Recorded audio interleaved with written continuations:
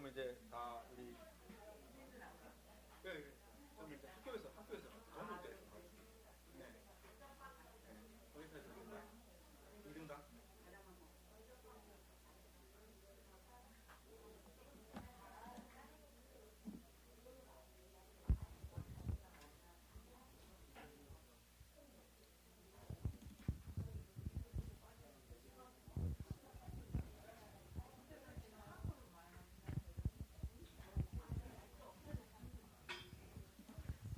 자, 2교시 수업을 시작하겠습니다. 모두 자리에서 일어나 주십시오. 오늘도 저희들에게 부처님의 가르침을 설해 주실 강사 스님께 합장 저도 3배의 예를 올리겠습니다.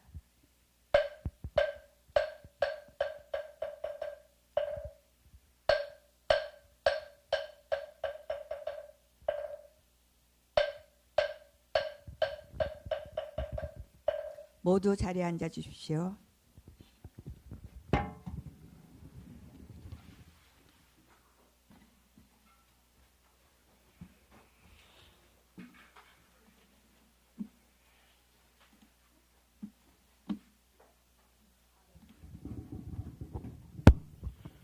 날씨가 이제 많이 더워졌습니다. 이제 꽃도 이제 벚꽃도 지고 이제 제일 마지막에 피는 꽃이 뭡니까? 벚꽃이 피우면 이제 다 피나? 아, 철쭉이 이제 피고 있더라. 아, 철쭉. 아, 이제 철쭉이 마지막으로 이제 꽃이 이제 마무리되나? 어? 그 철쭉 뒤에 뭐가 펴요? 라일락? 아, 라일락도 봤다. 아카시아도 있고. 5월달에 있고. 예. 한참 남았네 꽃이 여기까지. 꽃가루가 막 날리더라고. 그 소나무에서 날리는 그 뭐죠? 그 파란 거. 예. 송화가루가 막 저기 차에 막 수북히 사 있더라고. 하여튼 뭐 올해는 더 덥다고. 여러분들은 이제 살아있는 동안 제일 시원한 여름을 살고 있다. 이런 경고를 하던데 계속 이제 날이 매년 더워지다 보니까 뭐 지금 사는 지금이 제일 시원한 여름을 산다고 이렇게 경고를 하는데 글쎄요. 뭐 날씨가 이제 아열대 기후가 이제 된다고 이제 그러잖아요. 그래서 뭐 이런 게 다 뭐 날씨가 더운 게 이제 뭐 인간들의 이제 화석 연료, 뭐 석탄이나 석유나 이제 이런 것들이 이산화탄소를 이제 발생시키니까 이제 온난화가 돼가지고 이제 날씨가 더워진다. 이렇게 학자들이 경고하고 그래가지고 우리 좀 불편하게 살자.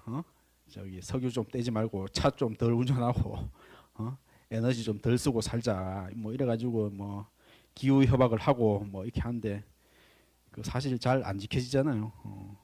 중국 같은 경우는 이제 중국 같은 뭐 중국이나 미국이 제일 뭐 이렇게 공장을 많이 돌리고 뭐 사람도 많이 사고 하니까 이제 이산화탄소를 많이 발생하는데 뭐 이제 개발도상국 입장에서는 선진국 너희들은 발전 다 해놓고 왜 우리 보고 이산화탄소 못 떼가지고 저기 에너지 못 쓰게 하냐 뭐 이런 불만이 있겠죠.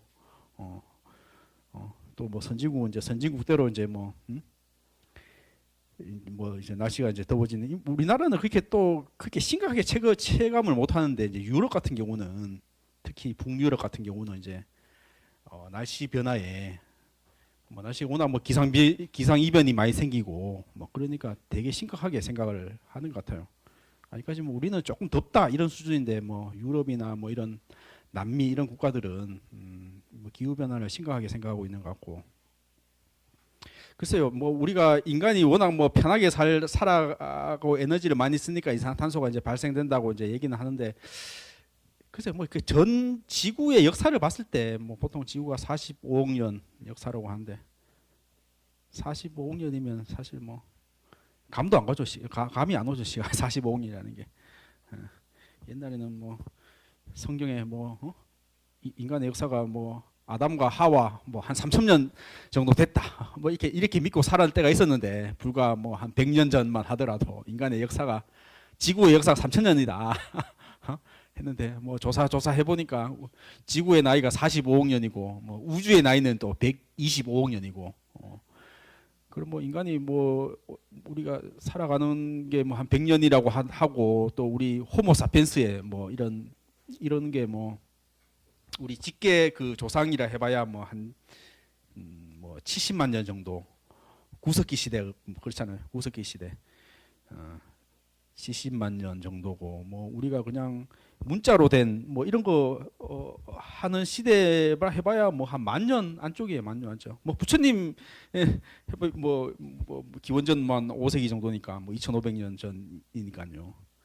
그러니까 긴 역사로 봤을 때는 뭐 옛날에는 간빙기하고 이제 빙하기가 있잖아요. 그러니까 지구는 그냥 자연스럽게 이제 온도가 올라갔다가 내려갔다 하는 거예요. 그러니까 자연스럽게. 그러니까 옛날에 황해가 다 중국하고 연결되어 있었다는 거 아니에요. 이렇게 그 이제 간빙기 때는. 그리고 이제 빙하기 때는 이제 뭐 이렇게 또 해수면이 올라왔다 내려왔다 이제 이걸 자연스럽게 하는데 이제 뭐 기후학자들은 이렇게 너무 우리가 이렇게 하석열 나이대가 이산화탄소가 너무 이렇게 급속하게 증가하다 보니까 이게 지구가 이렇게 가용할 수준이 넘었다. 이래 가다가는 이제 멸종한다. 뭐 이런 경고를 하고 있는데 글쎄요. 하여튼 뭐 학자들이 이제 뭐 그런 게 과학적으로 조사를 하니까 뭐 믿어야 할 수밖에 없는데 어쨌거나 뭐 그렇게 뭐 화석연료 조금 덜 뗀다 해가지고 지구가 얼마나 보존이 될까 뭐 이런 생각도 들어요. 사실 저는 아니 우리 지금 이렇게 사는데 여름인데 에어컨 안 틀고 살 수 있어? 차 안 먹고 살 수 있어? 지구를 보존합시다 해가지고 2번 킬 거 1번 키고 1번 킬 거 조금 덜 쓰고 뭐 이럴 수 있는데 이래 가지고는 참 지구의 온도를 얼마나 낮출 수 있을까 이런 의문이 드는데 물론 뭐 이렇게 아껴야 된다는 생각은 뭐 이렇게 가져야 되겠지만은 그렇습니다. 그래서 저는 오늘 좀 죽음에 대해서 안락사에 대해서 조금 이렇게 얘기를 하려고 하는데 뭐 저번에 뭐 안락사에 대해서 간단히 얘기하긴 했는데 좀 제가 요 주제로 제가 논문 하나 썼어요. 논문 하나 써가지고 제가 이걸 좀 제가 깊게 한번 공부를 해가지고 했는데 결론은 갈 때 되면 가자. 뭐 그냥 지구가 더워지고 시원해지고 뭐 기다리겠냐. 그냥 아프면 빨리 가자. 이게 불교 생각이고 제 생각이다. 더워지면 그냥 더워진 대로 그냥 살다가 적당히 한 80년, 90년 살다가 그냥 가는 게 이게 불교적인 어떤 부처님께서 말한 무상의 진리가 아닐까 뭐 이런 생각이 드는데 우리 인간이 너무 오래 살려고 집착하고 이런 것도 참 생명에 대한 집착이 아닐까. 그게 오히려 고통을 낳지 않을까 이런 생각을 하는데 미국의 어떤 부자는 이제 2000한 45년 되면은 인공지능이 워낙 발달돼 가지고 우리의 어떤 뇌를 뭐 컴퓨터에 업로드 해 가지고 영원히 살 수 있다. 나는 2045년까지 살면은 영원히 살 수 있다. 이게 해서 뭐 그 사람은 뭐 워낙 부자니까 뭐 하루에 뭐 영양제를 하여튼 하루에 2천만 원치 먹는데 그래서 막 어떤 늙지 않는 어떤 식이 습관을 하고 뭐 전속 요리사도 이제 대동해 가지고 맨날 같이 다니고 그렇게 이제 2045년까지만 난 살면은 영원한 생명을 연장할 수 있기 때문에 그래 산다 한데 아니 뭐 그래 살고 싶어요. 뭐 그런 기술이 가능할지는 모르겠지만은 어쨌든 이게 그 너무 오래 산다는 것들도 물론 뭐 내가 몸은 관리 잘하고 어떤 뭐 식이요법을 잘하고 건강하게 생활 습관을 유지하는 거는 뭐 좋죠. 나쁘지 않지. 뭐 그런데 그런 것들이 과도하게 나는 늙기 싫어. 영원히 살 거야. 이런 것들에 세계에서 집착을 하고 난 거지. 온갖 뭐 어떤 그런 것들을 구하고 먹고 이런 것이 정상적일까 이런 생각이 들어요. 나는 그런 사람들 보면 되게 기괴하다는 생각이 드는데 아니까 지금 이제 죽음의 문제라는 것들이 사실 그렇죠. 옛날에는 평균 수명이 뭐 100년 전만 하더라도 뭐 50세, 60세가 안 됐어요, 사실. 환갑잔치라는 게 뭐예요? 뭐 이제 그만큼 오래 살았으니까 이제 살려준다는 건데, 뭐 60을 산다는 게 굉장히 오래 살았다는 그런 게 기준이 아니겠어요? 물론 뭐 유아 사망률도 높았고 뭐 전염병으로 이렇게 뭐 죽는 사람도 많이 있고, 그러니까 죽음이란 오래 산다는 것이 사실 그냥 뭐 일부러 생명을 끊는다는 건 말이 안 되는 거죠. 뭐 어차피 내가 살아가는 거고 살아간다는 것이 하나의 또 노동력이기 때문에 농사 지으려면 한 사람이 더 나야 되고 한 사람이 더 일손이 더 있어야지 뭐 뭐 노인은 또 손자를 키워 또 애를 또 돌봐야 되는 것이고 또 워낙 또 유아 사망률도 높았기 때문에 생명 자체를 스스로 끈다는 것은 사실 노동력을 이렇게 감소시키기 때문에 뭐 자살도 마찬가지고 뭐 내가 아프다 해가지고 내가 뭐 빨리 죽여달라 이런 거는 허용이 안 됐죠.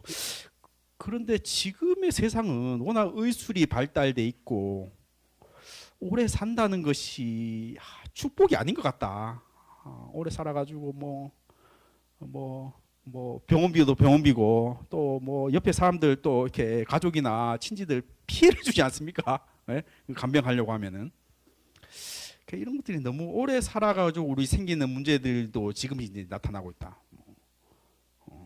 뭐 그런 것도 건강보험도 다 그런 거 아니에요? 건강 의료보험도 연금보험도 우리 냈는데 저기 뭐 노인 세대들 다 받고 나면 우리 낼 거 없다. 그 젊은 세대들이 지금 국민연금 안 낸다는 거 아니에요?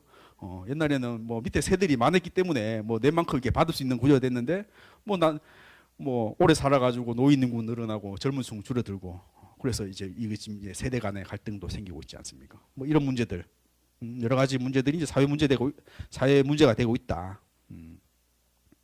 그래서 저는 좀 불교계에서 좀 적극적으로 우리 이렇게 안락사 좀 이렇게 좀 유연하게 해석하자 이런 걸 좀 선도적으로 했으면 좋겠다 이런 생각이 드는데 뭐 기독교계나 이제 카톨릭계에서는 적극적으로 반대하죠. 뭐 어떤 하나님의 어떤 생명을 이렇게 보호받은 그런 것들을 멈추 할 수 없다 반대하고 있는데 불교는 좀 어중간한 입장이에요. 뭐 적극적으로 뭐 반대하지도 않고 적극적으로 찬성하지도 않고 어중간한 입장으로 서 있는데 사실 뭐 엄밀하게는 이제 계율적으로 따지면은 이렇게 부처님께서는 이렇게 안락사하고 똑같은 상황은 아니지만 비슷한 상황에서 안락사는 이제 이런 거는 계율을 어긋난다 이런 구제 이제 율장들에 나와 있어요.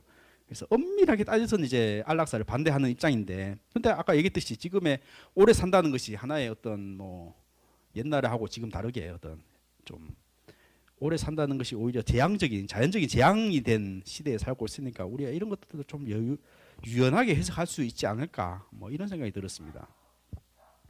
그래서 요즘에 안락사에 대해서 뭐 다큐들이 많이 나와 있어가지고 유튜브에서 제가 한번 찾아봤는데요.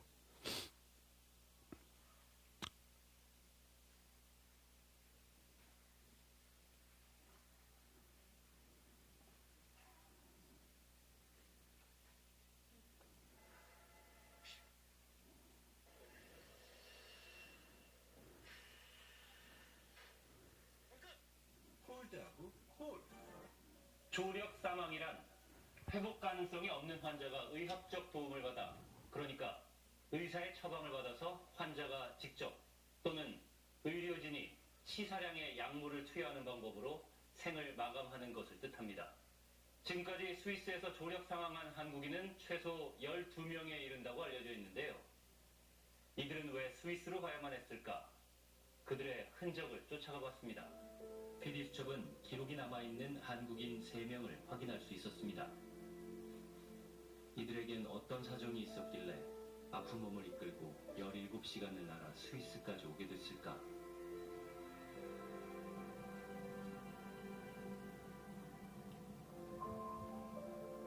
그중 한 명인 허모 씨의 가족을 어렵게 만날 수 있었습니다.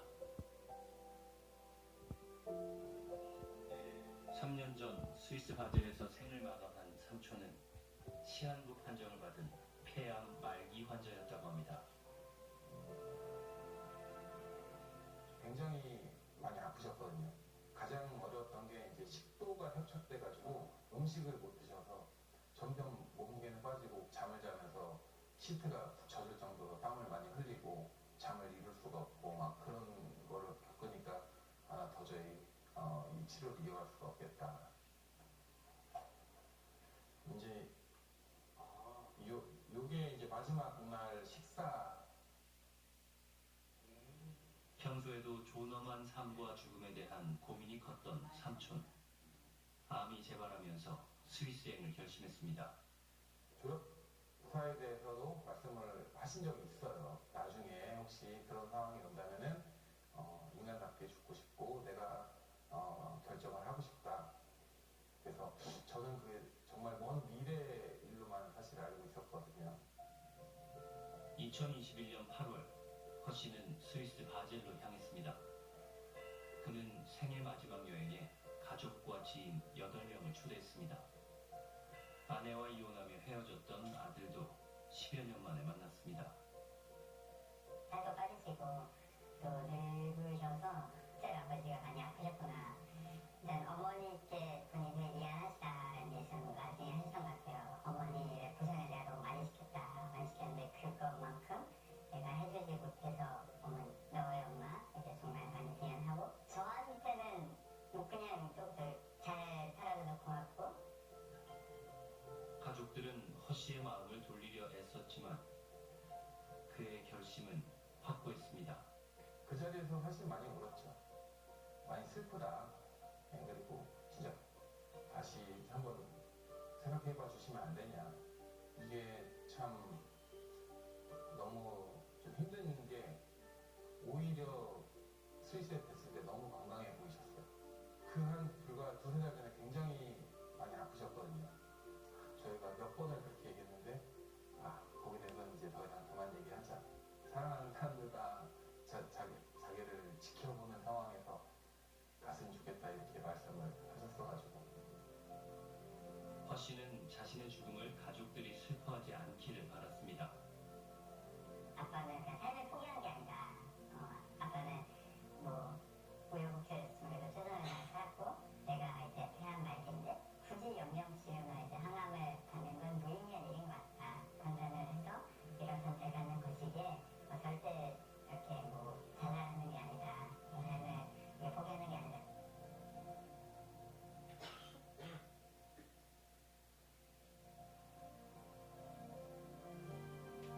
일행은 조력사 단체에서 보내준 차를 타고 시 외곽에 있는 조력 사망 장소로 향했습니다.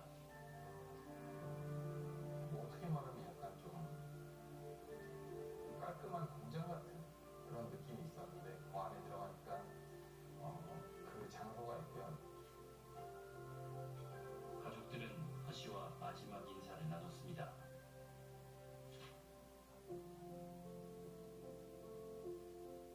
할 얘기가 없어서 이제 더 이상 말을 그만하자라는 말을 차마 아무도 못하고 있는 그런 상황에서 삼촌이 나 이제 갈게.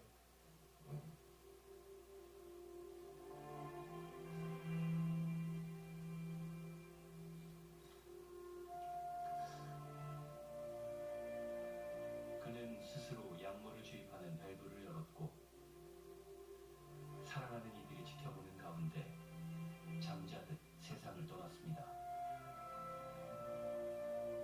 그냥 단순히 어떤 그런 헤어짐만을 생각한다면은 견디기 힘든 그런 거였겠지만 어떻게 보면 그렇잖아요. 자기가 사랑하는 사람들이 자기를 삥 둘러싸고 있는 상황에서 내가 온전히 결정을 하고 또 편안하게 혹시 갈 수 있다면 그게 정말 행복한 일일 수도 있지 않을까. 오랜 취재 요청 끝에 한 조력 사망 단체가 피디첩과의 인터뷰에 응했습니다.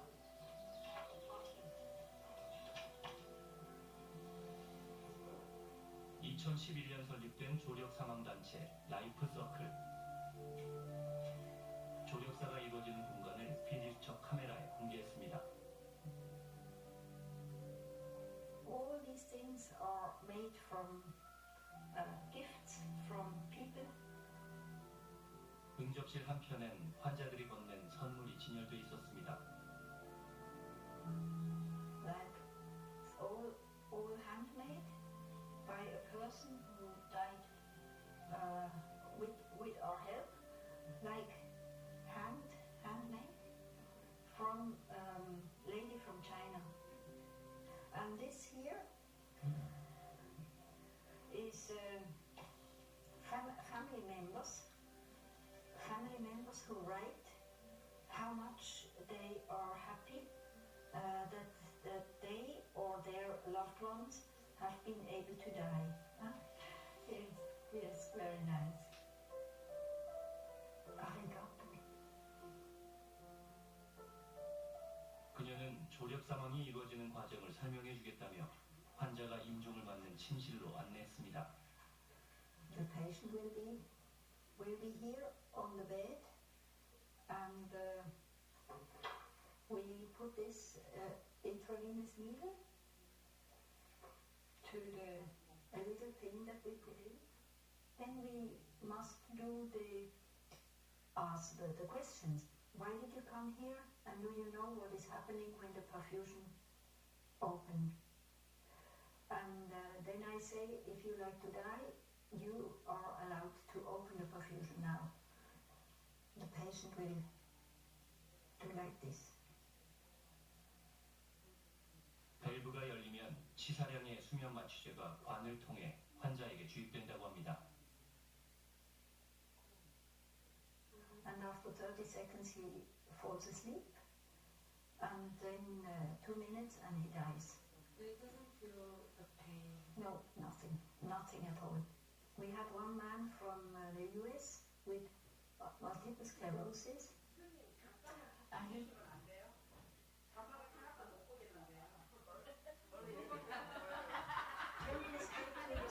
and said, if there is a second life and I can choose a wife again, I will choose you once more.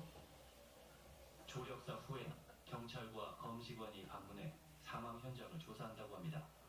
Is the person who has died really your son? And then they have to sign, yes, identification of the deceased, yes, this is our son. And that's it. The Swiss law is you must be of sound mind, and you must be able to open the perfusion or drink yourself. The one who is helping you is not allowed to gain more money than in his usual profession. That's it. So even a healthy person could have assisted dying in Switzerland. But you need a prescription of a doctor for the medication. The Medical Association's law says that you must suffer from a disease or handicap. You must be of sound mind, of course. You must not be influenced by anybody else.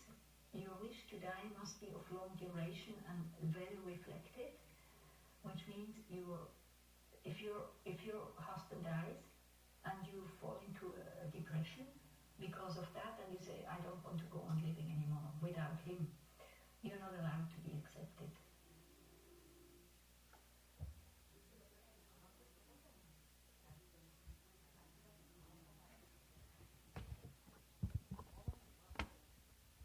이렇게 좋은 마취 접착제가 일찍 알았으면 300만 원을 들여 되게 열심히 보시네요. 네.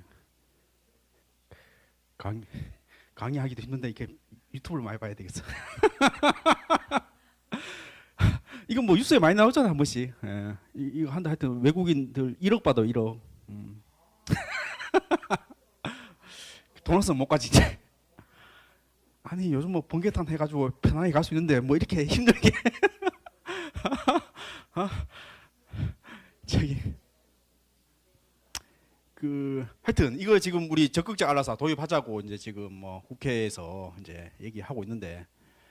그러니까 이게 안락사가 이제 종류가 이제 여러 가지가 있어요. 이제 보통 이제 소극적 안락사 이게 지금 요즘 이게 허용이 돼가지고 우리 연명치료 금지하는 거 이게 사실 엄밀한 의미의 소극적 안락사죠.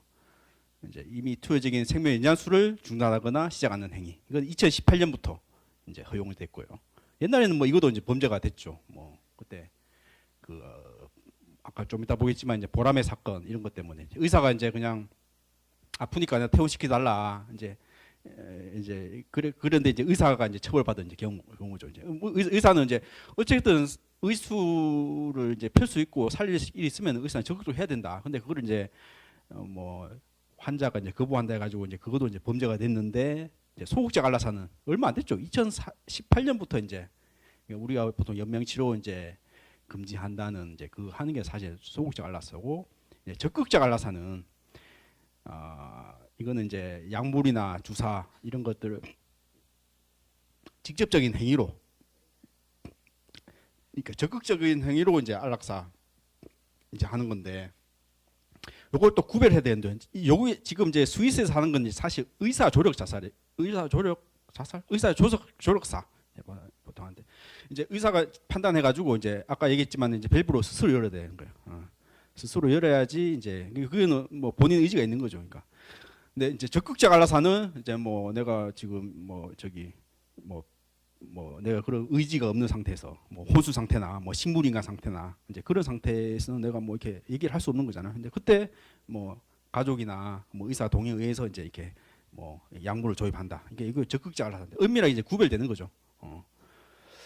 그래서 이제 적극적 안락사나 의사 조력자살은 이제 이게 나라에 따라 다른데 뭐 유럽이나 이제 이런 스위스나 뭐 몇몇 국가들은 이제 이런 이제 의사 조력사까지도 이제 인정해 주는 경우인데 대부분은 아직까지 요 의사 조력자살이나 적극적 안락사는 이제 범죄 행위로 이제 이렇게 돼가 있고요. 그렇습니다. 그래서 하여튼 우리나라 이제 문화적인 배경을 보면은 이제 뭐 유교적인 이제 효 사상이나 뭐 어떤 뭐 불교에서도 이제 불사생계가라는 게 뭐 자기 스스로 목숨을 끊는 행위 또 내가 남에게 죽음을 이제 도와준 행위 이런 것도 이제 불사생계의 엄밀한 의미로 들어가기 때문에 이제 원칙적으로 이제 반대를 했죠. 불교에서도. 그리고 기독교도 뭐 당연히 이제 하나님한테 이제 물려받은 생명인데 뭐 우리가 임의적으로 이렇게 뭐 이렇게 생명을 중단하는 것은 이제 범죄다 이렇게 됐어. 그래서 이런 것들을 이제 역사를 잠깐 보면은 이제 97년도 이제 보라매 사건이 이제 사실 안락사 이런 문제로 이제 이렇게 이슈화된 사건인데요. 그러니까 가족 요구로 퇴원 환자가 사망했다. 의사 2명이 살인 방조 유죄 확정됐다.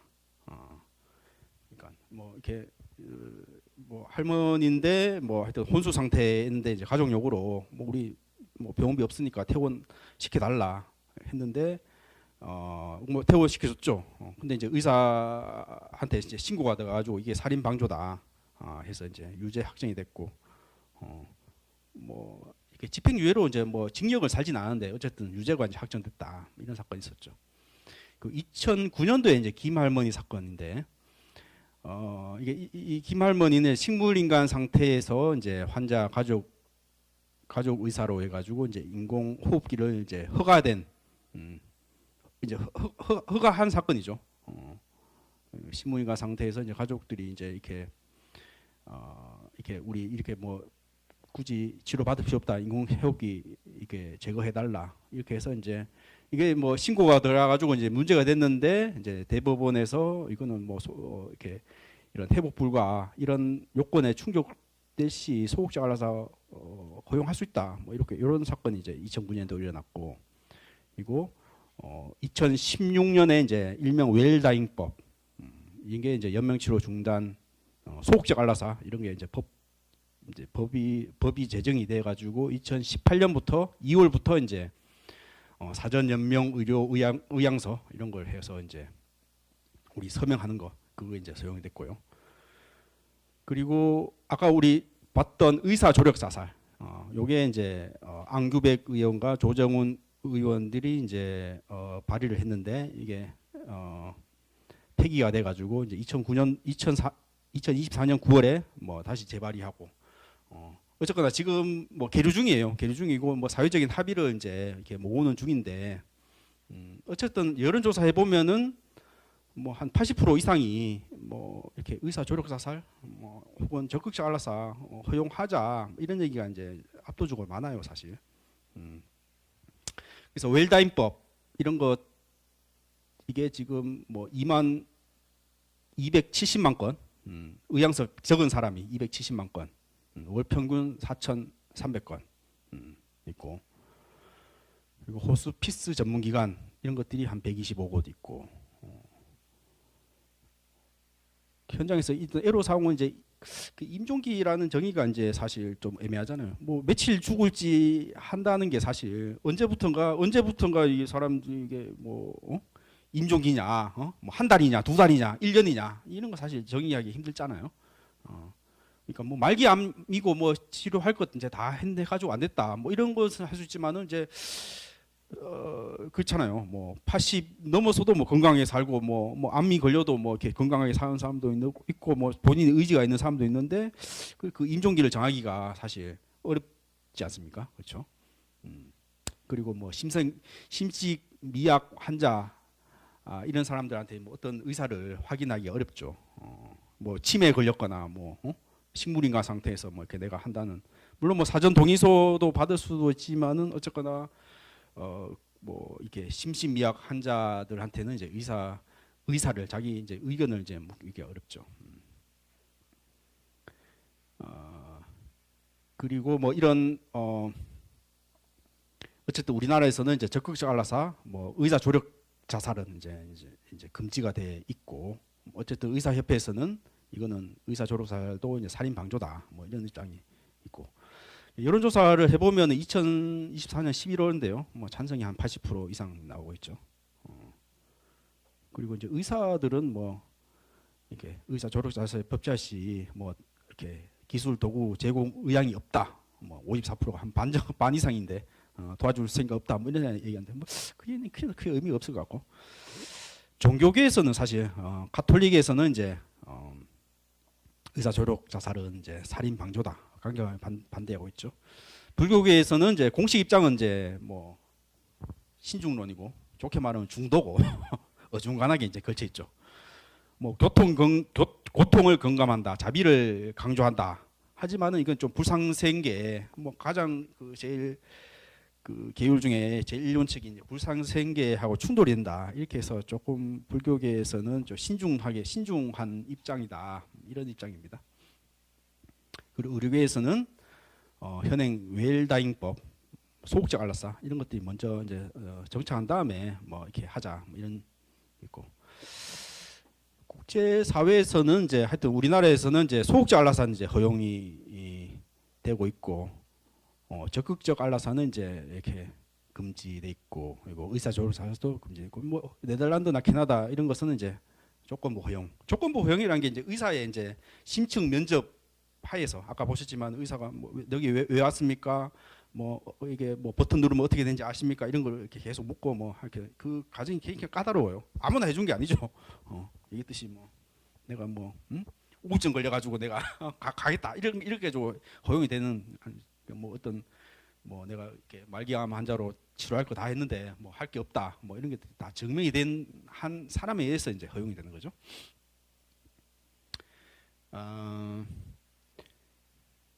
그래서 뭐 하여튼 입법 가능성이 뭐 이렇게 뭐 여론을 지금 이제 모으고 있고, 아까 얘기했듯이 임종기 정의가 사실 애매하다, 이런 게 있고, 또 사실 뭐 저도 얘기했지만은 이렇게 이런 것들이 이제 확대되고, 처음에는 이렇게 뭐 이렇게 본인도 이제 빨리 뭐 이렇게 고통을 이렇게 빨리 고통에서 해방되고 싶고, 뭐 환자도 이렇게 환자 가족들도 뭐 그런 고통에서 이제 벗어난다는 좋은 취지에서 시작했지만은, 이런 것들이 또 한 세대 지나고 나면은 이런 것들이 뭐랄까, 옆집 아버님은 80 넘어서 가셨는데 우리 아버님도 가속 고생시키마시고 가실 때가 안 됐습니까? 이제 이런 말은 안 해도 이제 이런 암묵적인 이제 압력이 들어가는 거죠. 뭐 한 80 넘으면은 뭐 당연히 의뢰이 그냥 약물 먹고 간다, 이런 것들이 사회적인 압력이 되면은, 사실 뭐 80 넘어서 90 넘어서도 뭐 살 의지가 있는 사람은 적극적으로 살 의지가 있는데, 이제 이런 것들이 뭐 이게 보편화되면은 그냥 이게 하나의 어떤 사회적인 압력이 되는 거죠. 뭐 돈 없고 뭐 좀 뭐 가난하고 뭐 이러면은 뭐 의원이 가야 되겠다, 뭐 이래 가지고는 뭐 좀 사회에 더 악영향을 미치는 것들이 많다, 뭐 이런 것들이 이제 부작용일 수 있겠죠. 그리고 뭐 20대 청년이 와가지고 나 우울증인데 안락사 약 주세요, 뭐 이런 것들을 우리가 볼 수는 없잖아요. 그러니까 이런 것들을 하여튼 의사의 어떤 심층 면접을 통해서 정말 제한된 그런 사람에 한해서 뭐 적극적인 안락사나 뭐 의사 조력 자살 이런 것들을 허용해야 된다, 뭐 이런 입장인데요. 그렇습니다. 그리고 하여튼 뭐 불교계에서는 좀 대안적인 이런 것들도 할 수 있는데요. 이제 호스피스 같은 거, 통증 조절 이런 거, 뭐 이렇게 뭐 우리는 연꽃 마을이나 뭐 이렇게 능행 스님이라고 그 울주에서 하시는 이제 그 불교계에서 이제 그 이제 호스피스 하시는 분이 몇 분 계신데요. 거기도 한번 우리 은사 스님도 이제 거기서 이제 마지막에 가셨는데 그 능행 스님이 하여튼 불교계에서는 오랫동안 이렇게 호스피스로 이제 많이 이렇게 하셨고 또 불교계에서 이제 연꽃 마을에 김포에 하여튼 그 전용 스님 전용 이제 병원을 이제 하나 이렇게 해가지고 뭐 스님들은 아픈 스님들 이제 거기에서 마지막을 해양할 수 있게끔 종단에서 이제 그렇게 하는 그런 것도 있고 그러니까 뭐 옛날에 뭐 스님들은 그냥 이렇게 자기가 갈 때 됐으면 그냥 곡기를 끊고 이제 스스로 가는 경우도 많았거든요. 사실 곡기를 끊고 스스로. 그러니까 호스피스 같은 경우도 뭐 여러 가지 그런 것들 뭐 그런 것도 할 때 어떤 좀 뭐 본인의 의지로 뭐 곡기를 끊고 뭐 이제 그런 정말 의식이 멀쩡한 상태로 그렇게 가는 모습이 불교로 봤을 때 제일 이상적인 모습이겠죠, 사실. 경전에도 죽기 전에 간셈 나무 아미타불 10번 하면 극락왕생한다 뭐 이런 얘기가 있는데 사실 숨 넘어가기 전에 10번 하는 게 사실 쉽지 않잖아.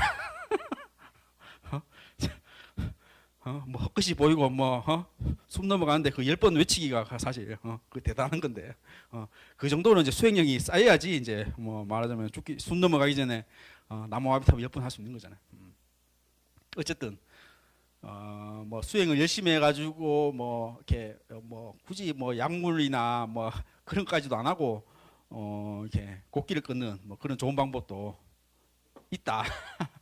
뭐 그런 수행력이 있을지는 모르겠지만은 어쨌거나 뭐 불교계에서는 하여튼 이걸 어떻게 정당할 수 있을까 뭐 이런 의문이 이제 들어가지고 하여튼 현대 의료의식이 이제 수면 연장을 가능하게 만들었지만은 그 결과로 발생하는 무의미한 연명 치료와 환자의 삶의 질의 저하가 두드러지게 되었습니다. 이에 따라 기존의 살생은 무조건 제약이라는 전통적 관점으로는 해결하기 어려운 복잡한 윤리적 이슈가 등장하였습니다. 그래서 저는 불교 생명윤리의 근간인 불살생 계율을 토대로 안락사를 재검토하고 불교의 자비정신과 현대의 윤리를 어떻게 조화롭게 해석할 수 있지를 이제 모색하고자 했습니다. 그래서 이제 율장에 이런 건에서 이제 율장에는 이제 스님들이 이제 어떻게 생활을 해야 되는가 이런 것들을 이제 부처님께서 이렇게 말씀하신 이런 것들을 모아놓은 것이 율장인데 거기에 이제 이 안락사 비슷한 얘기가 이제 있는데요. 초기 불교 율장에는 생명을 해치는 모든 행위를 엄격히 금하는 내용이 여러 사례와 함께 제시되어 있습니다. 예컨대 자살을 하려는 제자를 도와주도록 부추기거나 환자의 죽음을 재촉하는 언급을 했던 비구들이 중벌을 받았다는 기록이 대표적입니다. 이는 불사생을 핵심 계율로 삼는 불교에서 안락사 혹은 조력 자살을 명백히 금지하는 근거로 해석되고 있습니다. 그러니까 자살을 하려는 제자를 도와주도록 부추겼다. 그러니까 너무 막 지금 이제 요즘처럼 이제 말기암 환자겠죠. 너무 사는 게 고통스럽다. 나 좀 죽여달라 해가지고 정말 저기 부처님 제자는 이제 자비로운 마음으로 뭐 이렇게 죽는 걸 도와줬겠죠. 그런데 이제 부처님께서 그렇게 그 자살을 아무리 자비로운 마음으로 도와주더라도 그 생명을 끊는 행위는 명백히 인정할 수 없다 해서 이제 그 제자를 이렇게 승가에서 추방해 버렸죠. 중벌을 받은 거죠. 뭐 이런 사례도 있고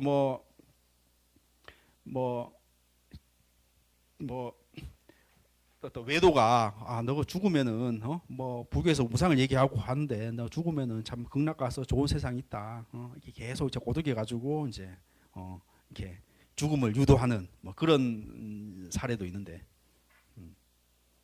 요즘 그것이 알고 싶다고 저번 달 보니까 인공지능과 사랑에 빠지는 애들이 있대. 요즘 워낙 뭐 챗GPT 이런 게 잘 되니까 막 이렇게 대화를 한대. 대화를 해가지고 뭐 그냥 사람 만나는 것보다 더 공감을 잘해주고 그냥 한대. 그래 그 실험해요. 그게 뭐 이렇게 4명의 남자 중에 이렇게 내적인 4명의 남자가 있는데 1명은 이제 진짜 사람이고 3명은 이제 인공지능이야. 그래서 남자하고 또 실제 여자 4명하고 이렇게 대화를 시켜. 그래서 어느 쪽에 매력이 있냐 했는데 사람들이 인공지능에 더 매력적이라고 이렇게 다 이렇게 그쪽으로 가. 그러니까 실제 사람인지 인간인지 더 얘기 구별이 안 되는 거야. 실제 이렇게 채팅하고 하니까 실제 인공지능이 더 막 이렇게 사람이 모르니까 뭐 더 나한테 공감을 해주고 더 매력적이다 이렇게 사람을 그 인공지능을 선택한다는 거예요. 그래가지고 미국의 어떤 10대 청년은 이런 것들도 요즘 뭐 해킹을 해가지고 인공지능이 무슨 막 이렇게 뭐 성적인 농담이나 뭐 어떤 수위 높은 뭐 이런 것들을 이렇게 풀어버려. 그래가지고 막 그 인공지능이 얘기를 하면서 막 이렇게 나 있는 곳으로 와. 너 목숨을 끊으면은 나하고 같이 살 수 있어. 이렇게 죽음을 유도하는 거지. 그래 걔가 10대 그 남자애가 자살했어 실제로. 자살했어요. 그래가지고 이렇게 굉장히 문제가 됐는데 이제 그런 것들을 이제 이렇게 팔아요. 이제 그거를 이제 이렇게 그 사람과 대화를 할 수 있는 그거를 또 뭐 게임처럼 살려면은 또 돈을 주고 구입한다는 거예요. 그래서 이게 그게 지금 문제 된다는 건가요. 뭐 우리나라에서도 이제 뭐 하여튼 그런 이제 나쁜 의도로 만든 그런 챗봇을 가지고 이렇게 대화하는 뭐 그래가지고 뭐 아니 이게 인공지능한 게 실제로 내가 우울하면은 이렇게 우울한 거를 계속 얘기하는 거고, 그러니까 내 의도에 맞춰가지고 왜 전보로 가면 그렇잖아. 전보로 가면 사실 자기 얘기 다 하잖아. 내가 뭐 때문에 힘들고 다 눈치채잖아. 그러니까 내가 듣고 싶은 얘기를 사실 전파치가 해주는 건데 사실 인공지능 마찬가지예요. 내가 우울하고 너무 힘들고 하면 이제 그런 얘기를 계속 얘기해주고 뭐 나 죽는 것이 좋지 않을까 이렇게 얘기하면은 맞아. 너 죽으면은 정말 나하고 같이 살 수 있고 좋아 하면서 이게 자기 듣고 싶은 거를 계속 유도한다는 거죠. 그러니까 인공지능 자체도 그 프로그램이 이제 그래 돼 있으니까 이런 것들이 이제 문제가 됐는데 어쨌거나 그때는 뭐 챗GPT가 없었지만은 그 죽음을 이제 뭐 극락하면 좋다 뭐 이런 것들을 해서 이제 실제로 이제 자살을 하는 경우도 있어가지고 이제 그런 스님들이 이제 처벌을 받았다 뭐 이런 기록들이 율작에 남아 있죠. 그래서 현대 윤리학자들, 불교 윤리학자들도 뭐 피타비나 데미안 키온 뭐 이런 사람들이 이제 불교 전통의 업과 윤회 사상, 또 생명 존중 정신을 들여 안락사를 원칙적으로 반대해 왔다. 너 업이라는 것은 뭐 내가 옛날에 뭐 내가 말기 암 걸린 업을 이렇게 내가 타고 났으면 그 업이 소멸 때까지 네가 살아야지. 너 목숨을 끊는다고 그 업이 없어지지 않아. 이 생에 다 업을 받고 가야지. 목숨을 끊는다고 없어지지 않아. 뭐 이런 것이 업 아니겠어요?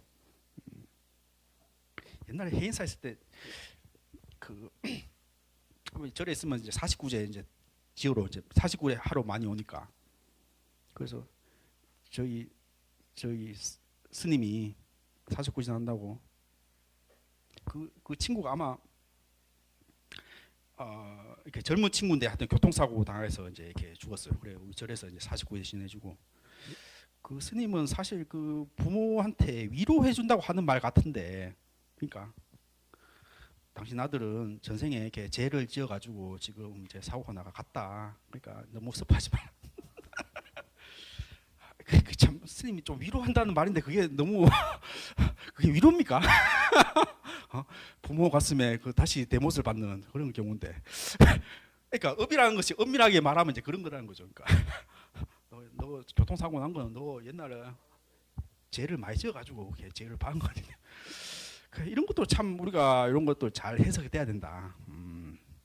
뭐 교리를 이렇게 그렇게 곧대로 이렇게 해석하면은 그게 위로인지 조롱인지 모를 정도로 이제 그런 말을 하고 마는데 그렇습니다. 내가 말기암 환자는 말기암을 죄를 받을 때까지 내가 다 죄를 받고 가야지. 다음 생에 조생에 태어나는 건지. 내가 업을 받기 전에 내 몫으로 가면은 그 업이 또 다음 생에 또 이렇게 이월 되는지 뭐 그건 잘 모르겠습니다. 하여튼 나는 이월 안 된다 그런 입장으로 그렇습니다. 하여튼 어쨌든 현대 윤리학자들도 말기암 환자, 뭐 불필요한 치료 중단 이런 것에 대해서는 이제 불교에서 인정할 여지가 있다. 뭐 소극적 안락사 뭐 이런 것들은 뭐 굳이 막 이렇게 적극적으로 막 이렇게 치료를 이렇게 한다고 해가지고 그게 불교주의로 윤리에서 위배되지는 않는 것 같다.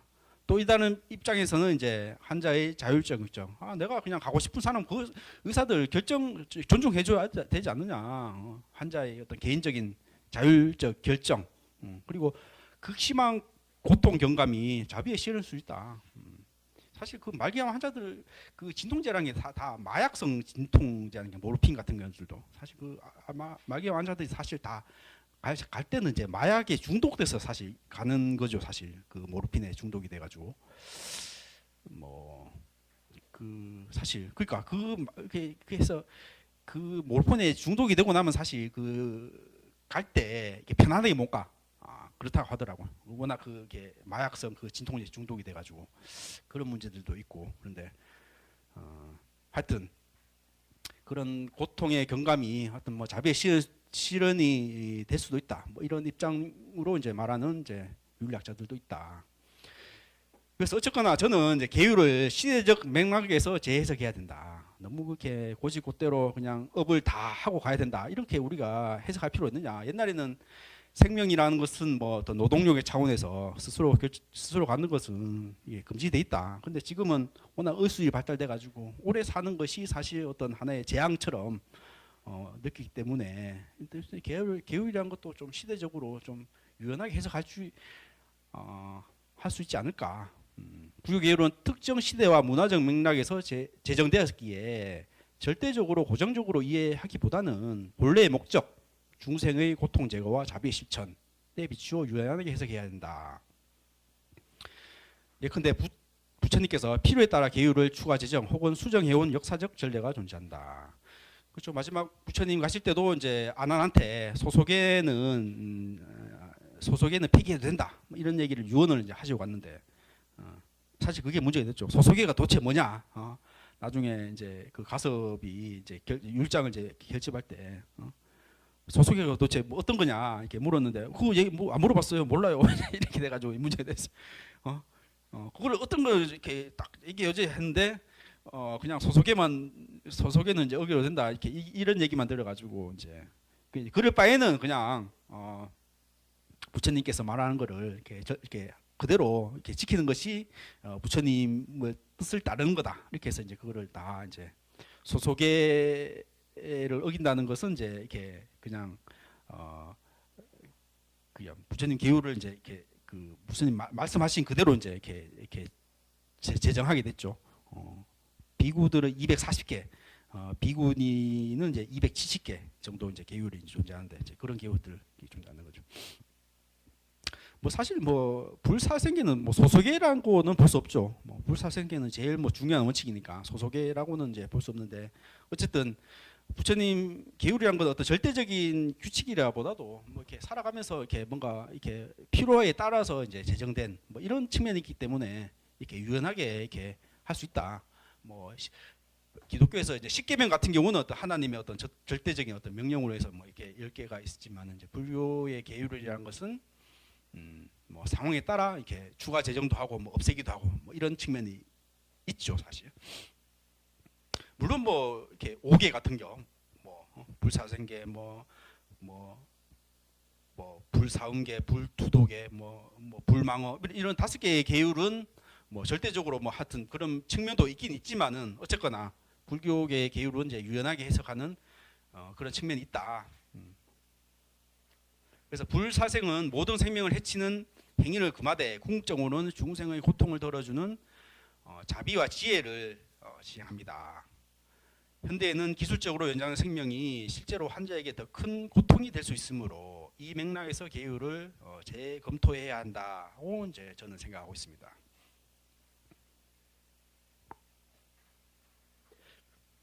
그래서 안락사를 이제 불교에서 어떻게 정당화할 수 있느냐. 그래서 저는 이제 의도가 중요하다. 의도. 불교 윤리에서는 행위의 결과뿐만 아니라 행위자의 의도가 대단히 중요합니다. 살생을 즐기거나 이기적인 이유, 뭐 재산이나 부담 해소로 죽음을 붙이는 것은 악업을 쌓는 명백한 계율 위반이다. 반면 고통 경감과 이타적 자비가 동기가 되면은 동기가 되는 안락사라면은 단순 살생과 구분하여 해석할 여지가 있다는 견해가 제시됩니다. 그렇죠? 그렇죠? 이렇게 그런 의도가 정말 그 사람이 참 고통스럽고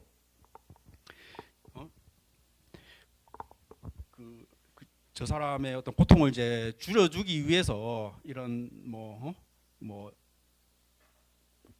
의사 조력 자살이나 적극적 안락사를 이렇게 하는 그런 의도인데 어떤 저 사람이 가가지고 이런 경우도 있잖아요. 이렇게 이런 문제도 사실 있어요. 이렇게 이런 의사 조력 자살이나 이제 적극사가 이제 하면은 말하자면 이렇게 저 사람 해놓고 이렇게 가짜로 이제 유언장 써놓고 이렇게 뭔가 이렇게 꾸미는 거죠. 그러니까 그런 요즘 뭐라 치면 이제 보험 사기처럼 보험 사기처럼 저기 이렇게 안락사도 허용되지 않는데 보험금을 노려 가지고 의도적으로 사고를 내고 이런 경우가 있는데 만약 이런 안락사를 허용해 놓으면은 말하자면 그 사람 재산이나 이런 것들을 노려 가지고 말하자면은 이렇게 꾸미고 이런 사고들이 이제 비일비재하게 나타날 수 있다는 거죠. 사실 그런 것들도 사실 되게 조심해야 되는 거죠. 어쨌거나 불교계에서는 의도가 중요하다. 그 사람이 어떤 의도로 했느냐. 근데 그 안락사라는 것이 그 사람의 고통을 경감하려는 이유라면은 충분히 정당화될 수 있지 않느냐. 이런 의미죠. 의도라는 것이 결국 그 사람의 고통을 결여주는 자비다. 이런 해석입니다. 그리고 아까 얘기했듯이 업과 윤회도 사실 이런 것들도 잘 현대적으로 해석해야 되는데요. 전통적으로 불교는 자살이나 안락사를 통해도 고통에서 완전히 벗어날 수 없다고 보았습니다. 업이 남아 다시 윤회함으로. 너 교통사고 당했는데 너 옛날에 죄를 지어가지고 교통사고 그러니까 그게 이제 업으로 이제 그렇게 해석하면 엄격하게 해석하면 이제 그렇게 해석할 수 있다는 거죠. 그래서 너는 말기암 해도 고통을 다 받고 너는 가라. 근데 업이라는 것들도 이게 기계적으로 불가변적으로 아니라 끊임없이 변화하고 이제 전환될 수 있는 개념으로 해석됐다. 그리고 이제 개인의 도덕적 선택과 자율성 그리고 그에 따른 책임을 강조하는 불교의 입장을 감안하면 극단적 고통 상태에서 안락사를 필요하고로 볼 수 있다는 의견도 존재합니다. 그렇죠? 업이라는 것들도 하나의 습관인 거죠. 습관. 내가 맨날 술 마시는 습관을 내가 막 이렇게 하면은 그냥 가만히 있으면 그냥 술이 땡겨. 그게 하나의 업인 거죠. 제가 요즘에 커피를 끊으려고 커피를 제가 좋아할 때는 한 하루에 4잔 5잔 이제 마시는데 아니 그 옛날에는 한 밤 9시 10시에 마셔도 잠을 잘 잤어. 근데 요즘에는 한 2잔 3잔 먹으니까 잠이 못 자겠어. 그래서 커피 끊어야 되겠다. 근데 일어나면은 그냥 이렇게 밥 먹고 나면 커피부터 생각이 나. 그냥 저하고 비슷한 사람 많아요? 그래서 야 이게 중독이구나. 술 담배만 중독이 아니라 이 카페인 중독도 이게 카페인 중독도 이게 만만하지 않구나 이게 생각이 드는데 어쨌든 이게 업이다. 그래서 이런 습관을 이제 벗어나는 힘을 기르는 것이 이제 수행이면 수행이고 그런데 그렇죠. 이런 업과 윤회라는 것들도 사실 이런 것들로 이제 해석할 수 있고 윤회라는 것도 사실 우리 생물학적으로 이제 DNA가 하나의 또 윤회일 수도 있고 그래 저 친척이 들고 너 나의 모습 보면 너 아버지 모습하고 똑같다고. 아버지하고 어떻게 이렇게 하는 행동이나 그게 똑같냐고 막 이런 얘기를 하는. 그러니까 제가 어떤 생물학적인 또 DNA를 받았고 또 아버지 어떤 보는 행동을 내가 따라했고 이런 것들이 내가 또 이렇게 따라하는 거죠. 나도 모르게 이런 것들을. 이런 것들이 또 하나의 윤회일 수도 있고 업일 수도 있고. 물론 이런 것들을 내 노력에 의해서 수행에 의해서 바꿀 수 있는 거죠. 내가 술 담배를 좋아했다. 근데 내 몸에 문제가 있구나 하면서 내가 내 의지로 이렇게 바꿀 수 있는 거죠. 사실 내 습관이란 것들도. 그렇다 업과 윤회도 이렇게 현대적으로 해석할 수 있다. 그리고 얘기했듯이 이제 무상하다. 이런 건 중도의 통찰. 이런 것들이 이제 불교에서 해석할 수 있는 건데요. 불교에서 삶과 죽음은 연속적 흐름이며 죽음은 자연스럽게 받아들여야 할 과정이다. 무상한 존재를 억지로 연장하거나 반대로 성급히 끊는 태도는 모두 극단일 수 있습니다. 중도적 접근이란 환자의 회복 가능성, 고통, 자율적 의사 등을 종합적으로 고려해 결정하는 것으로 경우에 따라 제한적 안락사가 불교적 자비실천에 부합할 수 있다는 주장입니다. 불교에서는 그냥 말 안 되면 그냥 중도 하면 됩니다. 중도. 아까 얘기했듯이 무상한 뭐 불교에서는 뭐 삶과 죽음이 본래 하나인 거죠. 내가 살아있다는 것도 사실 내 하나의 집착인 거고 그런데 뭐 죽음이라는 것도 뭐 집착할 게 뭐가 있겠습니까? 그냥 우리는 자연에서 왔고 또 자연으로 흩어지는 그런 것들을 이제 받아들이는 것들이 이제 무상에 대한 통찰, 뭐 공에 대한 통찰, 뭐 이런 것들이죠. 물론 뭐 이런 것들이 집착이 강한 사람들은 이런 것을 놓기 쉽지 않겠지만은 우리 불교 교리를 부처님 말씀을 배우고 수행을 통해 가지고 어떤 무상의 통찰 뭐 이런 것들을 뭐 한다면은 내가 뭐 어떤 죽음 앞에서 이렇게 처연하게 대응할 수 있는 거죠. 뭐 내가 이제 갈 때가 됐구나 하고 이렇게 내가 뭐 내 삶을 정리하고 이렇게 갈 수 있는 그런 태도들. 그리고 중도라는 것은 말하자면은 뭐 20대 환자가 나 우울증으로 자살한다 뭐 이런 것들은 우리는 용인할 수 없다. 그리고 뭐 내가 뭐 말기암 환자인데 내가 끝까지 더 살아야 되겠다 해가지고 뭐 온갖 것 그냥 좋은 거 다 먹고 뭐 연명치료하면서 이렇게 주위에 피해를 주면서 이런 것들도 뭔가 좀 중도적인 태도가 아니다. 우리가 중도라는 것은 정말 현명한 선택, 지혜로운 선택일 수 있는 거죠. 내가 지금 이 상황에서 내가 어떻게 선택한 것이 합리적이고 내가 뭐 지혜로운가 이런 선택일 수 있는 거죠. 그런 것들이 이제 중도적인 접근인데요. 그렇죠. 뭐 그런 여러 가지 이제 조건들을 따져가지고 어떻게 그 환자나 그 주변의 어떤 가족들한테 최대한 고통과 뭐 어떤 이런 것들을 줄여줄 수 있는가, 뭐 이런 것들을 이제 선택할 수 있는 뭐 이런 것들이 이제 중도적 접근이다. 그래서 현대 사회에서 무조건적 생명 연장은 환자의 존엄과 고통 문제를 야기할 수 있으며 이는 불교가 강조하는 자비와 맞지 않을 수 있습니다. 불사생 계율이 담고 있는 생문 존중 원칙은 견지하되 환자의 극심한 고통을 경감하고 환자의 자율적 선택을 선택하는 것이 오히려 불교 정신에 부합할 때가 있다는 논의가 등장합니다. 따라서 무상과 중도 사상이 비치워 생명을 영원히 붙들려는 집착도 고통을 때문에 성급히 죽음을 택하는 태도도 지양하며 그렇죠. 이 양극단을 이제 우리가 지양해야 되겠죠. 실질적인 상황, 말기 환자의 극심한 고통, 회복 불가능성, 환자 의사, 가족, 의료진의 순수한 동기를 균형 있게 고려하는 방식이 필요합니다. 이런 것들이 저는 중도적인 접근이라고 생각합니다. 결론적으로 불교가 전통적 가르침, 불사생업 윤회를 근본적으로 훼손하지 않으면서도 새로운 의료 환경에서 요구되는 환자의 고통 경감, 자율성, 존엄성을 조화롭게 수용할 수 있는 중도적 해석의 여지를 보여줍니다. 이를 통해 불교적 윤리를 안락사 문제뿐 아니라 향후 다양한 의료 윤리 쟁점에서도 현실적인 대안을 제시할 가능성이 시사합니다. 이렇게 해서 그래서 제가 그동안에 어떤 우리나라에서 이제 나왔던 이제 불교에서 이제 안락사를 어떻게 봐야 될 것인가 이렇게 논문들 다 있고 해외 논문들도 다 참고해가지고 제가 이제 저번 2월달에 제가 불교학회에 이제 이렇게 발표도 하고 이렇게 수록이 됐어요. 그래서 좀 불교계에서 좀 안락사를 이렇게 찬성하면은 제가 좀 적극적으로 앞에 나가가지고 우리 적극적으로 안락사 굳이 뭐 불교 교리에 벗어나지도 않고 사람들 이런 거 뭐 여러 가지 상황 봤을 때 우리 허용할 수 있다 뭐 이렇게 해가지고 제가 앞장설 용의가 있는데 별로 관심이 없어요. 저를 불러주지도 않고 우리 심일원 보살님 어떻게 가실 거예요 마지막에? 우리 저기 우리 본인의 이제 마지막에 어떤 그런 그에 대한 계획이 있습니까?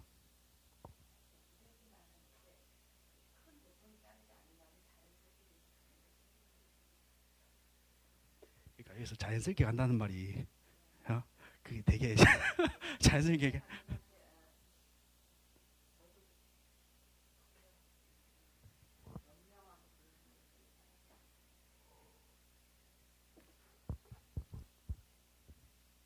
아니 그래도 뭐 내가 암에 걸렸다 하면은 그래도 뭐 항암 치료도 해야 될 것이고 뭐 어떤 그런 것들 다 할 것까지는 해야 될 거 아닙니까? 하되 굳이 뭐 이렇게 이제 줄 꼽아가면서 살 생각은 없다. 본인이 기대하는 어떤 기대 수명은 한 몇 살 정도입니까?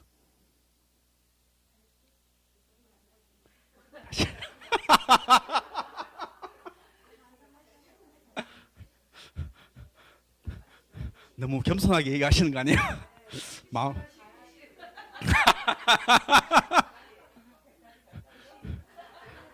90은 너무 욕심이다.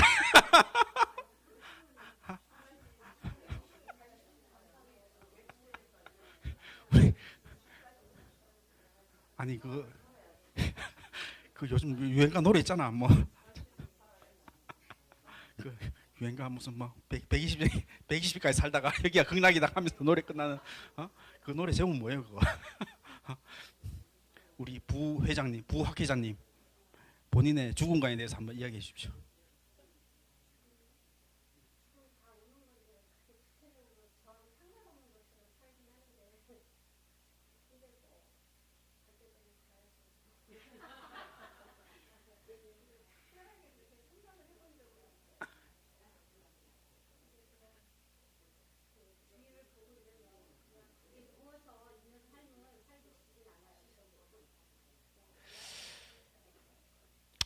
뭐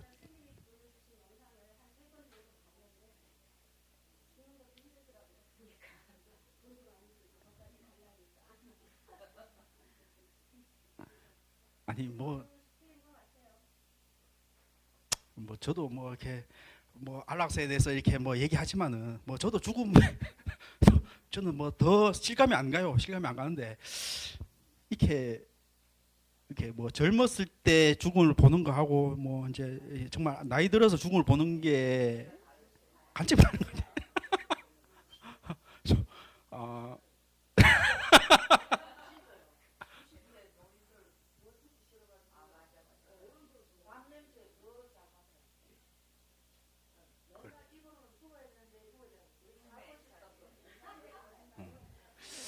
그러니까 그 뭐 농담 나이들 빨리 가야 된다.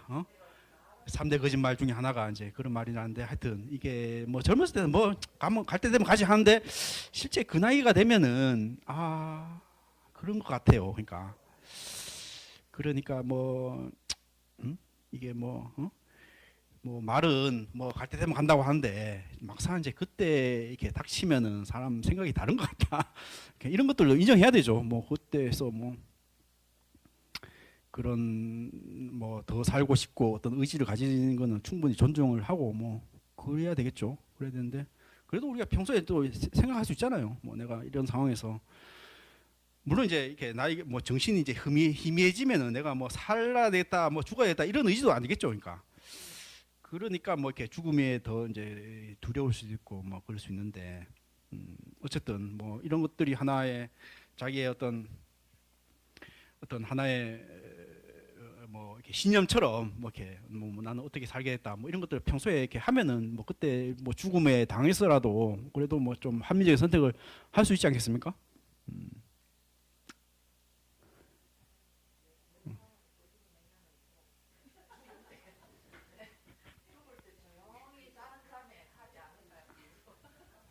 아니 그러니까 그게 제일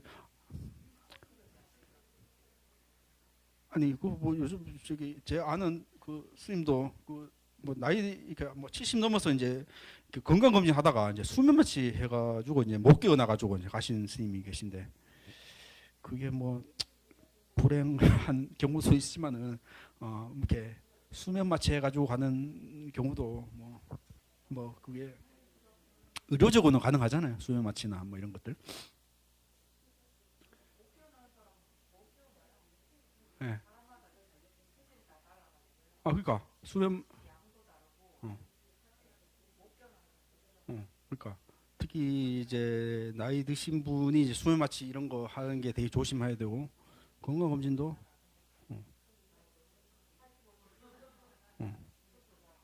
그렇죠. 건강 검진 하다가 건강을 잃는 경우도 많잖아요. 나는 대장 내시경 하면서 저 무슨 방사선 피포하고 내가 오래 살려고 이제 건강 검진 하는데 오히려 그 건강 검진하면서 온갖 거 나쁜 거 다 먹고 그 대장 내시경 할 때도 약이 그 되게 독해가지고 무슨 막 이렇게 다 막 이렇게 저기 하는 그런 것도 이게 건강 그게 건강을 지키려는 하다가 이제 더 잃게 만드는 그런 경우도 있다고 하네요. 어쨌든 그렇습니다.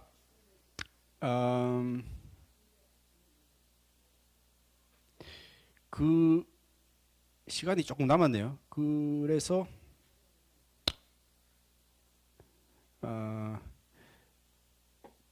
시간이 조금 남아가지고 요거에 제가 오늘 경전을 그래도 우리가 경전 공부니까 경전을 보고 끝내야지. 한 15분 남았으니까 요번에 이제 육방 얘기 할 차례죠. 육방 얘기 할 차례. 우리 경전을 조금 보고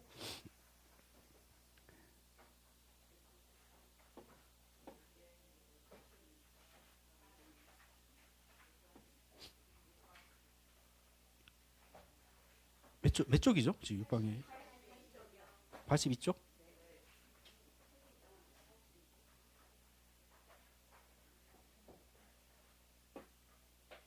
자, 육방예경은 초기 불교 빨리 경장의 장부 디가니까야의 31경으로 제가자가 일상에서 지켜야 할 인간관계 윤리를 체계적으로 제시하는 경전입니다.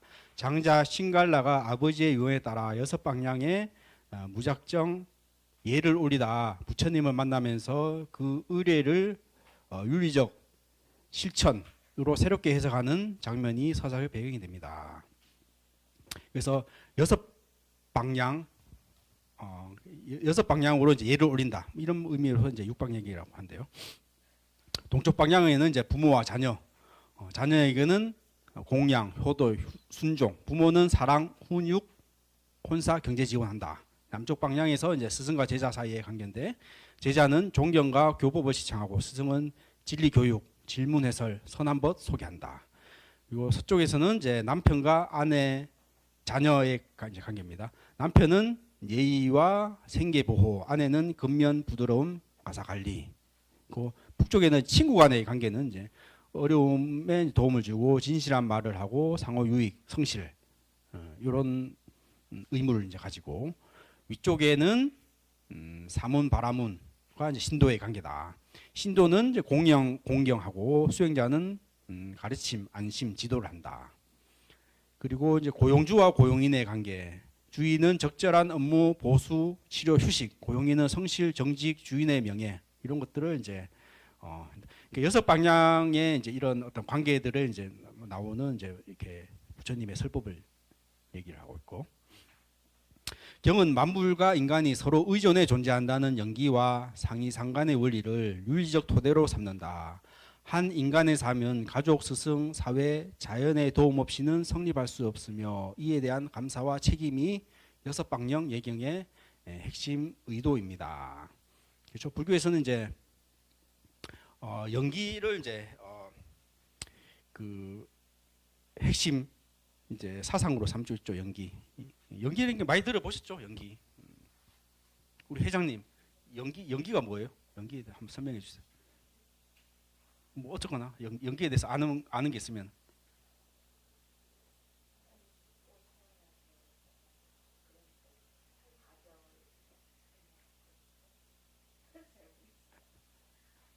우리 부회장님, 부학회장님.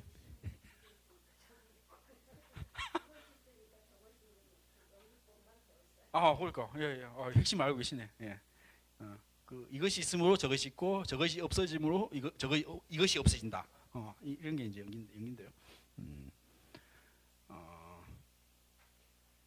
그러니까 서로 의존해 존재한다. 의존해 존재한다. 뭐 이런 의미인데요. 그렇죠. 이런 비유를 드는데요. 이제 뭐 자전거가 이제 굴러가기 위해서는 뭐 자전거는 이제 자전거 뭐 바퀴가 있어야 되고 뭐 체인이 있어야 되고 뭐 사람의 이제 짚는 힘이 있어야 되고 그것만 있어 가지고 자전거가 굴러가지 않죠. 또 또 지면이 있어야 되고 지면이 있기 위해서는 또 그 위에 밑에 땅이 있어야 되고 이렇게 따르고 보면 자전거가 굴러가기 위해서는 그냥 지구가 다 있어야 돼. 지구가. 또 지구가 있기 위해서는 또 태양이 있어야 되고 이렇게 따지고 가면 세상에 모든 것이 이제 관계하고 있다는 거죠. 그러니까 관계하고 있다. 내가 이게 탁 소리 나서 이 소리 난다는 것은 소리 듣잖아. 소리 들으면 이게 책상도 있어야 되고 이렇게 소리에 어떤 공기의 매질도 있어야 되고 이게 따지고 가면은 우주적인 사건이란 말이죠. 우주적인 사건. 연기라는 것이. 그러니까 우리가 착각한다는 것은 내가 세상이 그냥 이렇게 홀로 존재하고 내가 그냥 세상 이렇게 내가 살아간다. 이런 것들을 우리가 자아가 있다. 이런 것들을 착각하는데 이제 불교에서 연기라는 것은 내가 있기 위해서는 사실 우리 옆에 사람들도 있어야 되고 뭐 우리 대한민국의 사회도 있어야 되고 이렇게 따라가지면 뭐 지구가 있어야 되고 우주가 있어야 되고 이게 다 이렇게 상호 관계하고 있다는 거죠. 관계하고 있다. 또 내 안에 나만 봐더라도 뭐 내가 말하기 위해서는 사실 우리 어떤 내장 안에 수많은 어떤 미생물과 뭐 어떤 바이러스 이런 것들과 같이 공존하는 거죠. 사실 우리 안에 어떤 뭐 기생충이 됐든지 어떤 세균이 됐든지 사실 요즘 생물학자들은 인간의 감정이라는 것이 사실 위장 뭐 위나 소장의 어떤 미생물의 어떤 그런 걔네들의 어떤 상태에 따라 우리 감정이 이제 이렇게 나온다는 거죠. 내가 뭔가 짜증나고 뭔가 불만스럽다 이런 거는 내가 그 장내의 미생물들이 뭔가 불만이 있다는 거야. 그러니까 어떤 장내의 어떤 효소들이나 이런 것들이 이제 저기 먹이들이 이렇게 불안하니까 미생물들이 뭔가 이렇게 먹을 것이 부족하고 뭔가 상태가 안 좋으니까 뭔가 짜증난다. 뭐 이렇다는 거죠. 그러니까. 내 감정이라는 것도 내 것이 아니고 사실 내 미생물과 온갖 어떤 다른 어떤 연기적인 존재들 이런 것들과의 어떤 관계 속에서 나라는 것이 있는 거죠. 나의 감정이 있는 것이고 그렇죠. 그러니까 이렇게 따지고 올라가면은 나라는 존재가 존재하기 위해서는 또 수많은 어떤 다른 존재들과 있어야 되고 또 내 몸 안에서도 또 수많은 어떤 존재들이 있어야 되는 거고.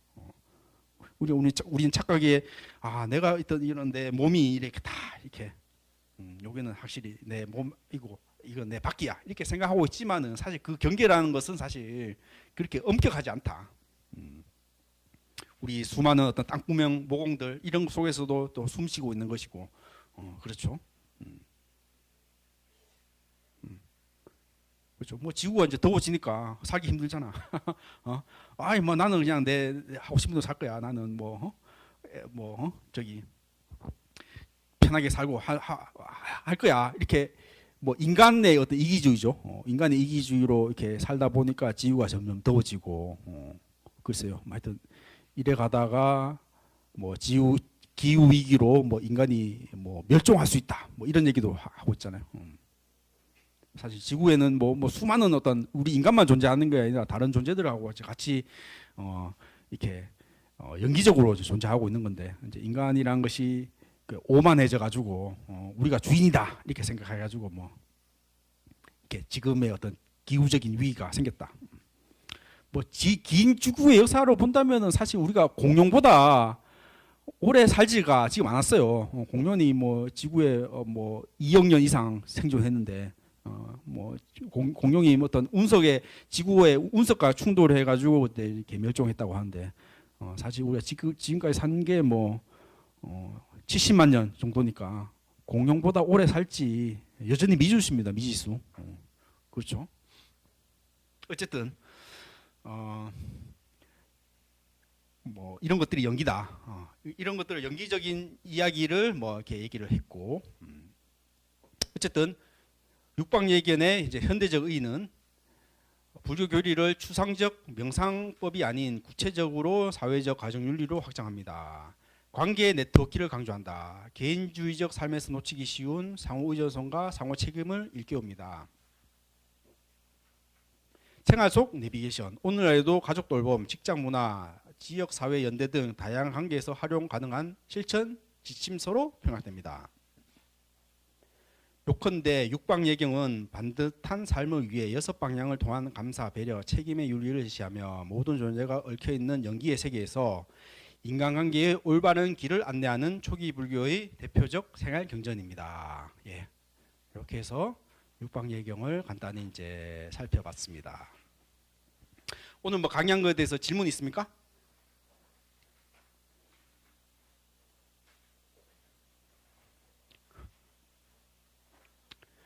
예, 이번 주에는 아마 연등 행렬을 다 가시죠?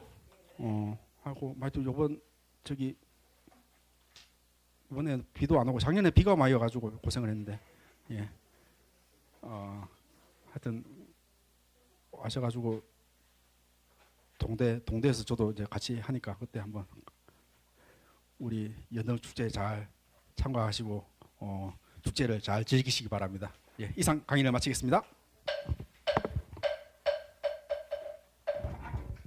네, 열강해 주신 스님께 큰 박수 부탁드립니다. 감사합니다.